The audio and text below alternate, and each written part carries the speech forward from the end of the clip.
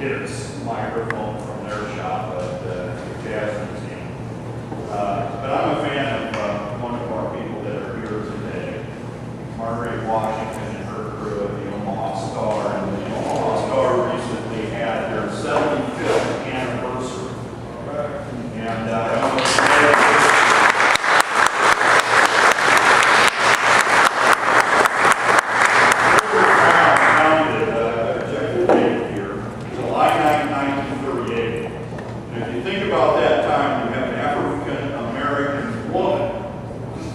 starting a newspaper that was a successful newspaper, and that was right here in North Omaha. So it's really the Omaha Star newspaper that's been running ever since, and Marguerite took over that and kept it going and made it is what it is today as well. And that is really an impressive feat. And so for their 75th anniversary, I read into the congressional record. We get to do that before the official business of the day, honoring and recognizing the iconic nature of the Omaha Star and its importance to not only the community of North Omaha, but to our entire city. And I'd like to present that plaque of the congressional record to Ms. Washington and thank her for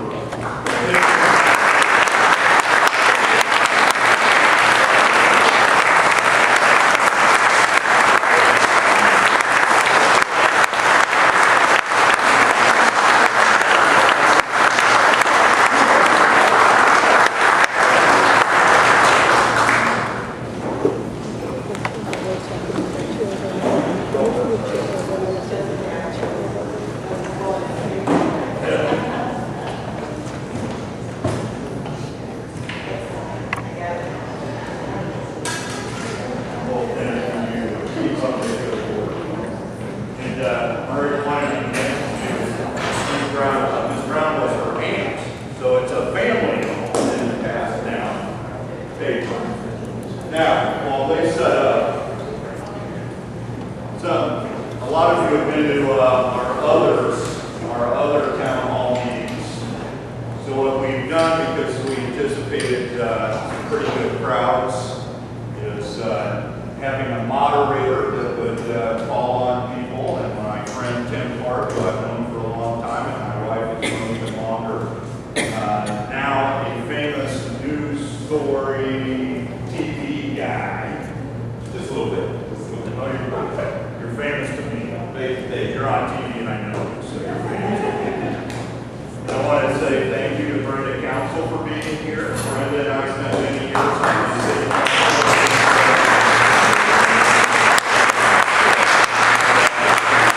I don't know if this hurts you, Brenda, or helps you, but she and I work really well together on the city council.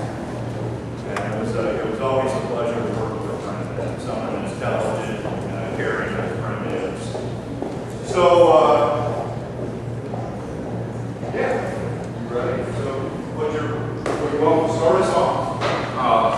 I'm there. Bring me some water. I just, Tim Clark, my name. I'm the host of Heartland Focus in East St. Louis, Channel 6. And some years ago, I started, when Lee started doing his talk show on Channel 22, I served as kind of host, facilitator. And they asked me to serve in that capacity this evening to help us get started and get through tonight. It's not, the format is basically open. And so you raise your hand after the first part is going to give a little State of the Union, 10-15 minutes, and then we will proceed with opening up for questions. I'll call on you and just be respectful that we have a lot of folks in the room that want to share their comments or ask the Congressman in this area a question. And I have a few questions that I'll help kind of get it started, but that's going to be the format for this evening. And so I'll turn it over to the Congressman. Thank you. 15 minutes, and then we'll Probably not even 50. Okay. All right. So, couple of things. Appreciate all of you coming out tonight. It's a hot night and a hot day.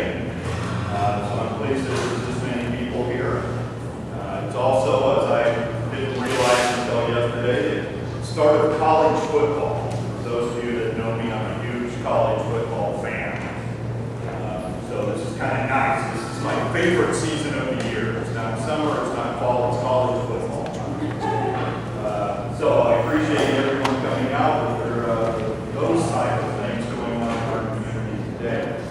But there's a couple of things that I just want to highlight for provide some level of information, because it's really this next couple slides that frames almost everything we do in Congress in the last couple of years. Now, this is our budget, House-passed budget. And this number right here, 3.455 trillion, is the amount of spending that we will do this year, 2013. October 1st starts the new year, which will be the fiscal year 2014. So this is an important number. Also important in our discussion, when we talk about the appropriation bills and the continuing resolution, since either the House or the Senate has finished all of the appropriation bills to keep the agencies running. The House has passed probably 5. I'm not sure the Senate has passed any. And so we anticipate by the end of September that we're going to need a continuing resolution to keep the government or these agencies going. When we talk about the agencies going and the appropriation bills, all 12 of the appropriation bills to keep the government going is this blue section. This part of the budget is mandatory. It's automatic. It just goes. It doesn't need congressional approval to continue. So all of the fights that we have during the appropriation season about not funding education as much, or cuts to this program or that program, that's all within that blue section. As you can see, that's a minority of the overall government spending. Included in that is defense. And defense has taken a pretty big hit through sequestration. In fact, 1/2 of sequestration, those automatic, inartful, machete approach budget cutting, hit defense and will continue to hit defense going the next 10 years out. So this 17% that's left is everything else. Now, let's go to this slide, federal revenue. Individual income taxes is 40% of the revenue that comes in. The rest of 53% is divided up. Of course, payroll taxes all go to Social Security, Medicare, and a little bit of Medicaid. So your FICA tax is from your payroll tax. And everyone pays in your first dollar. You pay your payroll taxes. So, again, 2.8 is the revenue. So that leaves us about $642 billion deficit for this fiscal year. Now, when we were apoplectic and trying to figure out a way to get the $200 billion down a few years ago, do I need this? No? We got it down. I might as well use it. And then, when the economy tanked, it went up to 1.3 trillion yearly deficit. So because more people are going back to work, the economy's expanding, although at about a 1.6, 1.7% rate, and because of some new taxes, we're down to 642. Keep in mind that I certainly believe that is way too high.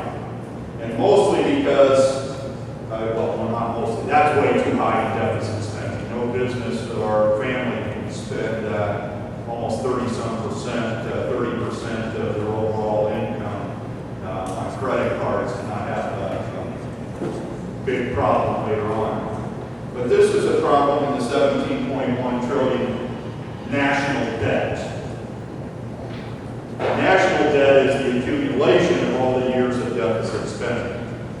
And most economists would tell you that your economy starts slowing or is slowed when your debt is equal to or greater than your size of your economy, or what's called the GDP.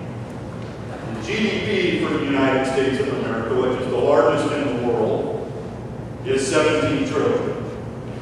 That's the size of our economy on an annual basis. So our national debt is equal to, and that's kind of been, the economists say, that's the tipping point. We aren't seeing the dramatic, probably the slow job creation, maybe a sign of that. But we are certainly more robust. When we talk, our economy is much more robust than other countries around the world. So when we talk about Spain or Greece and them defaulting and having to be bailed out, their debt was not even near 100% like ours is. But we are much more dynamic.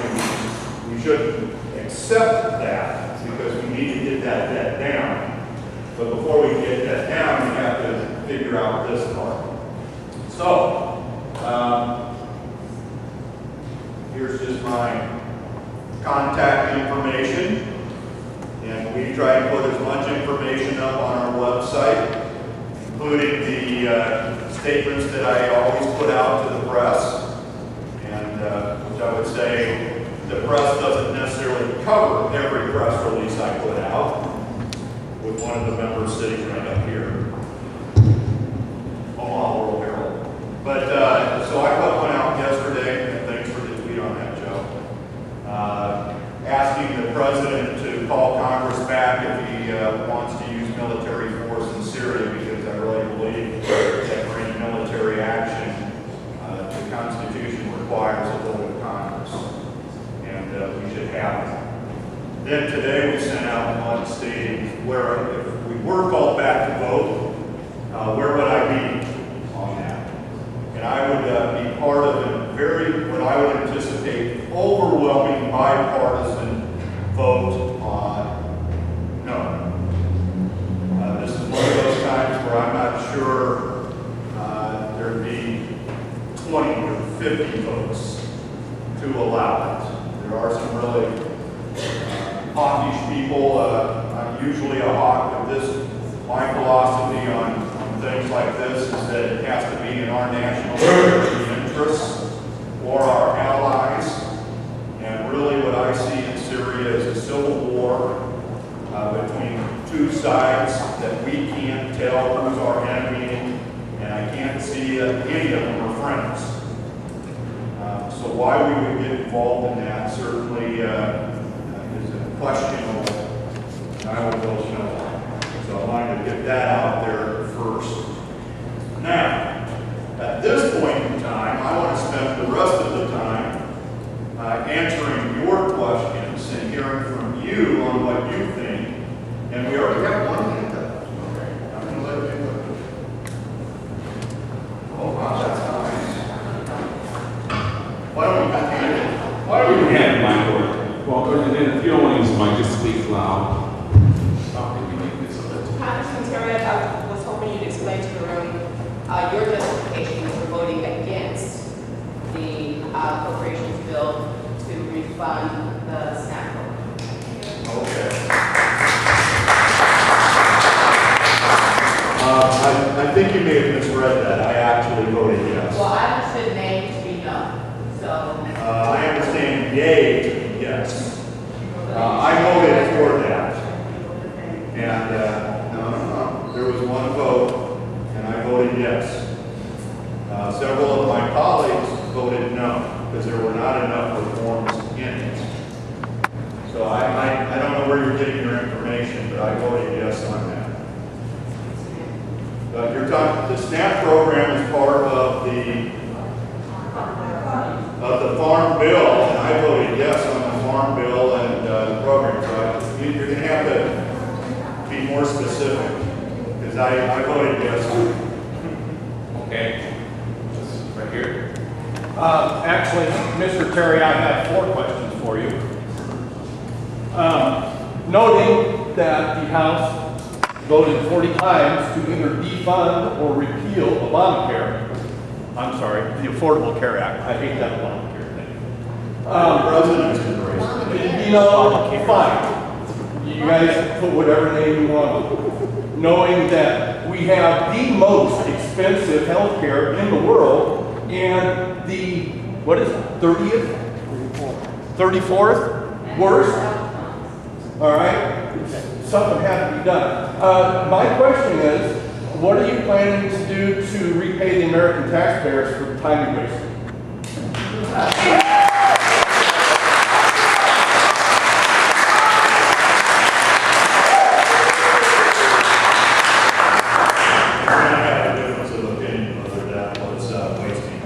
Well, now let me clarify this. Knowing that the Affordable Care Act has been judged by the Supreme Court to be constitutional, all right, and knowing that your actions will go nowhere. And the people spoke in November. Yeah, all right. So, I have been very clear where I stand. okay, all right. So much. That's strike 1 for integrity. 2. The House is talking about cuts to Social Security and Medicare to get the deficit down. Understanding that you're going to take home more money this year than probably 85% of your constituents. How does this work out for you? You want to explain that for us, please? Would you explain that?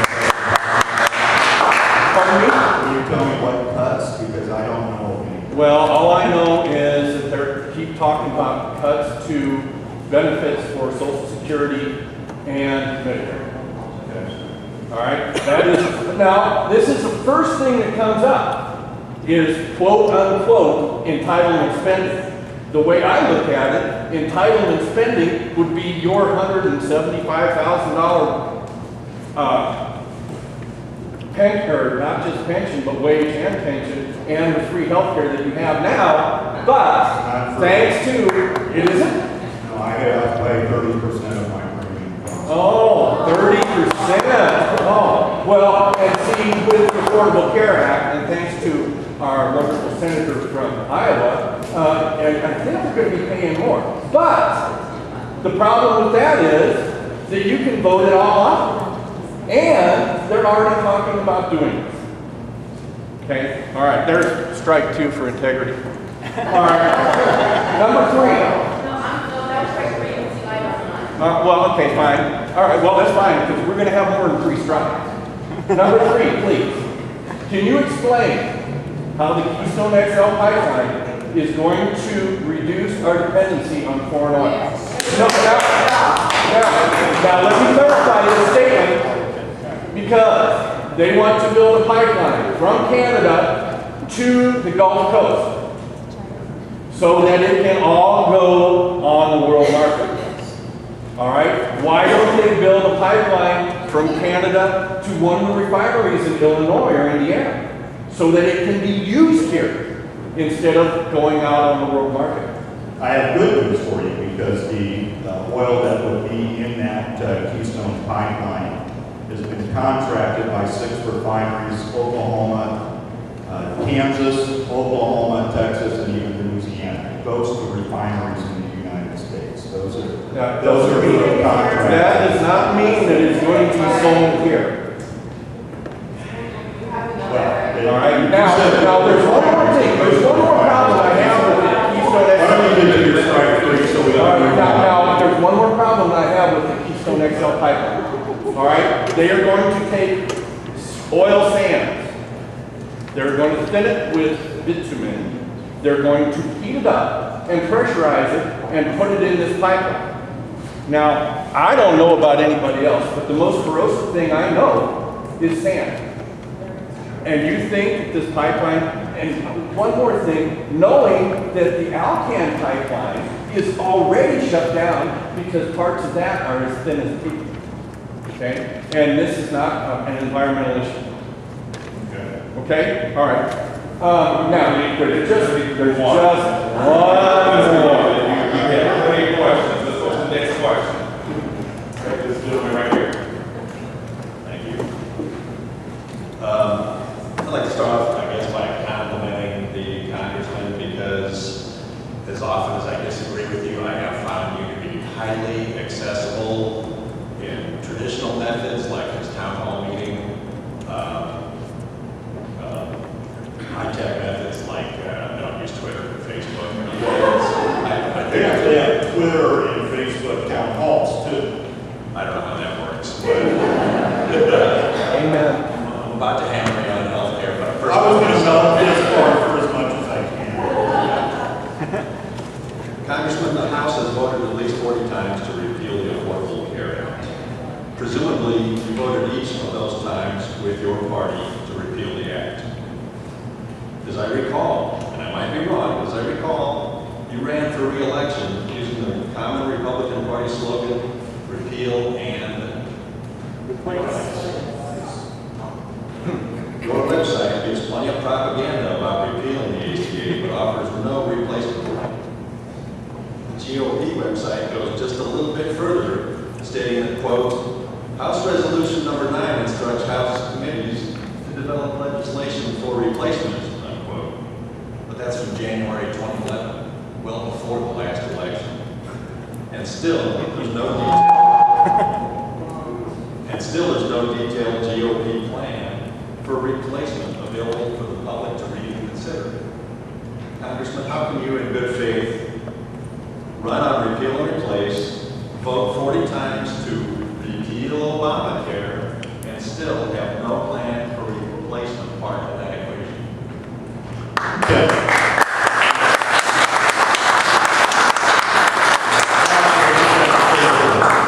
I think that's a fair question. I have been in the camp in the Republican conference that says that we do need to have a bill. I wrote a bill for the last term. I have not reintroduced it, but it is still written and ready to be introduced at any time. There's been other congressmen that have introduced alternatives for replacement as well. So they're sitting out there.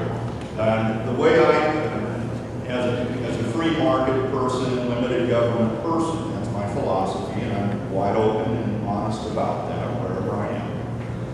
My plan actually modeled the federal employees health benefit plan that's packages millions of workers together. It's a group policy. And what happens is when you get hired by the government or you get elected and you become a federal employee, you get a menu.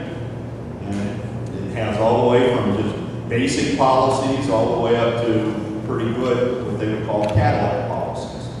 And by the way, for the lower level policies, the government pays 100%. For those that, since we had kids and needed healthy baby stuff back then, we had one of the more costly ones, and that's why I pay 30% of my policy.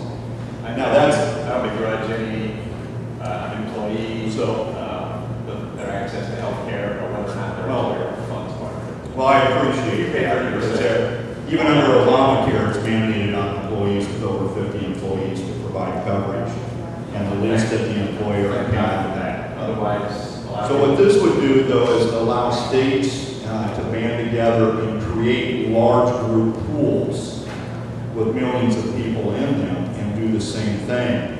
And what we have found is that drives the costs down of accessibility, and then we can give some premium support to the lower income people that would need that. Those are the type of plans in general that would be out there. has John Boehner accepted your ideas? He is, to my knowledge, he has not accepted any of ours yet. If there's several out there that if we could repeal, then we go to the repeal or the replace phase. So it's one more. So we have to repeal one law before you'll tell us what's in yours. It seemed like that was demagogue once. Yeah, and the other part of the discussion is we want more people involvement in people that have say-so in this. I was just going to just add to that, Congressman, in terms of just the state exchange, was that the purpose of that? What is the purpose of that? Well, that is, and the president's right when the president says that the exchange is a Republican idea, and that's basically what my bill is. The difference on the exchanges is who would have the oversight would be at the state level under my bill. And here, whatever is in those exchanges would be allowed is actually dictated by Health and Human Services, and that's the big difference. Is that to many of us that are limited government, that's a real big jump for us to have one agency, any agency in the federal government that have that level of control over health care. Because every policy has to match what the HHS says has to be in there. And so that's the part there. And Nebraska doesn't, it's opting to just let their residents go into the state exchange, which has not been set up yet, but they can start signing people up on October 1st.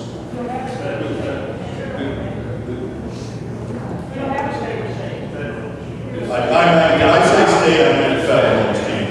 They opted not to set up their own exchange, but opted to let people go to the federal exchange. I'm sorry. It's really good. I got a lot of questions, so let's go ahead and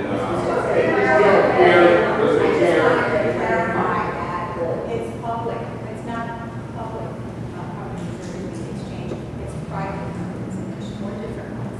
So it's not the government running the exchange. I think that is. Just everything that's in it.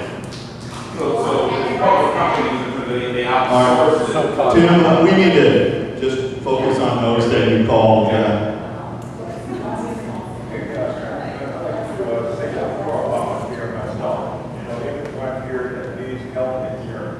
I noticed that in terms of fixing, you have objected to Obamacare.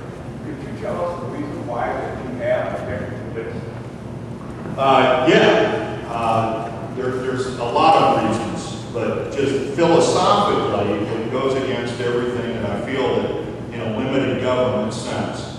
There were other alternatives out there that we could get those people that don't have insurance coverage without having to completely reform and change our healthcare system. The other part that I was most frustrated with too is that there's nothing in Obamacare that controls the cost of medicine delivery. And the cost of medical care is what's causing disenfranchisement from the health field. And so it didn't go to what I thought was the heart of the issue, is the high cost of health care in the United States, and attack that problem. So there are a lot of issues in there, and there's a lot of subsections in there which I disagree with too. right here. You got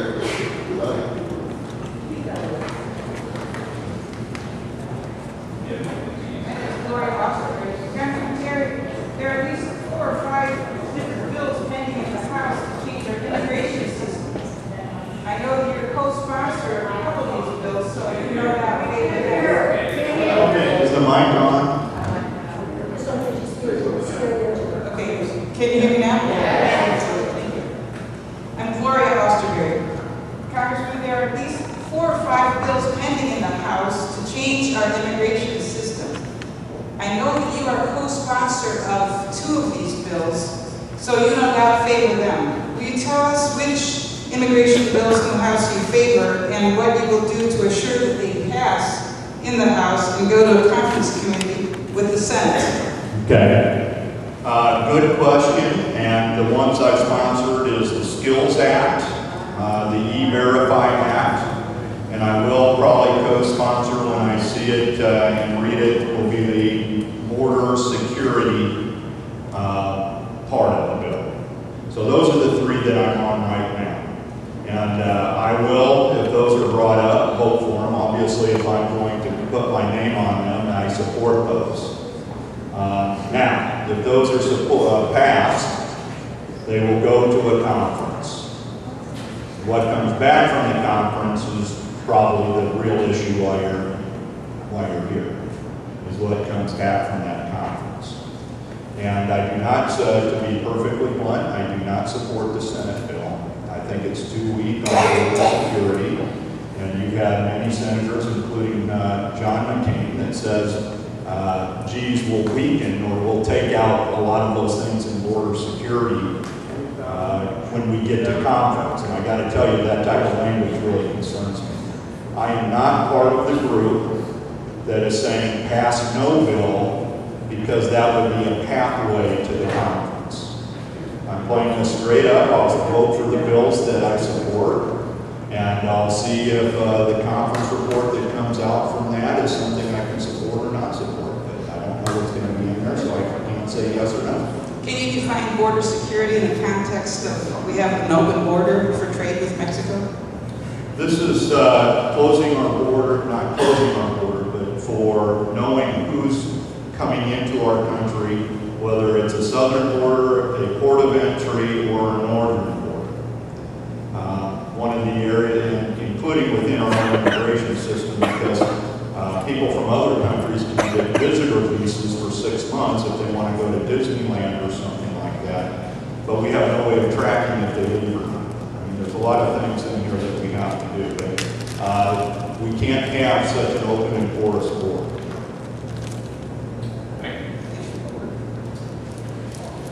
Yeah, just continue with immigration. Stand closer to the mic. Hello, can you hear me now? Yeah, just continue with immigration. The Senate addressed border security in their bill. McCain, a conservative Republican that lives in a border state, calls the border security part of the bill an overkill. How would you change the border security part of that bill, and what would you do to keep Nebraska families together that are affected by these outdated immigration laws? I do not think that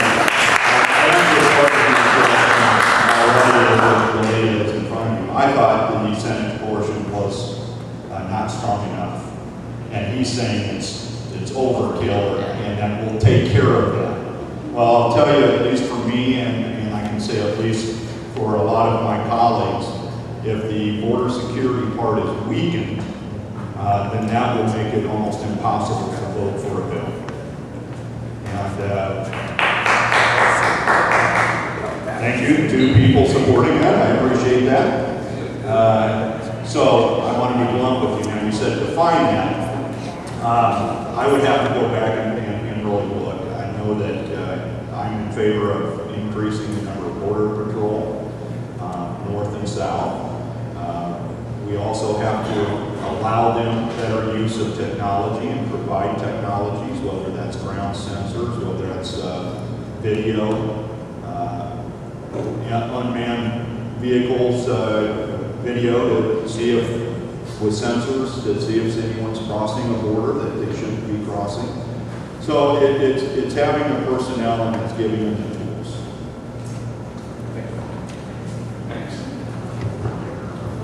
My name is Marie, and I only lived in Omaha for the last 20 years. I grew up in, I don't think like how long it is. I grew up in the Panhandle of Nebraska in a small city town named Gordon. I grew up in a very Republican household, and for 40 years I voted Republican. I'm ashamed of that today. 2008 was the first vote I made as a Democrat. And I voted for you, and I'm ashamed of that today. I ask, why is the Republican Party scared of the dream? Yesterday we celebrated the 50th anniversary of Martin Luther King, one of the greatest men in this country, in this world. I grew up saying the Pledge of Allegiance every day of my life. I believed the words of the Pledge of Allegiance, with liberty and justice for all. Yes. I worked hard. Why is it that I can't have the dreams that other people have? And it's like I'm a bad person. I'm poor. I'm this. I'm that. I'm a hard-working person. I don't want entitlements. I don't want welfare. I don't want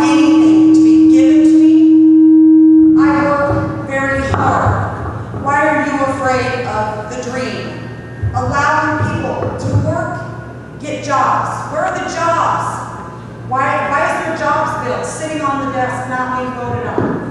Why are you afraid of kids going to school, going to college?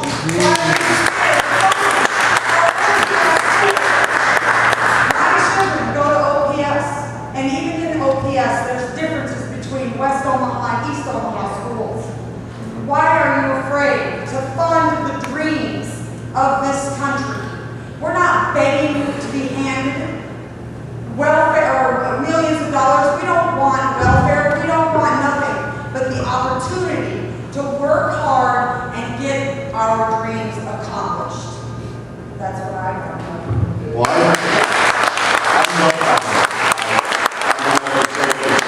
I respect and appreciate everything you just said there, and I don't know how Look at the record of all Congress right now. 22 bills have been passed. well, that's 22! it. I'll tell you The that. poorest Congress ever in the country. Thank you for calling for the person because the House has passed a lot more than 22 bills and had almost 1,000. You can tell me all I want, but for 40 years I listened to your lies, and I listened to Trickle Down, and I listened to this, and I listened to that, and my life has not gotten better, it's worse. Today I work 3 jobs. Thank you.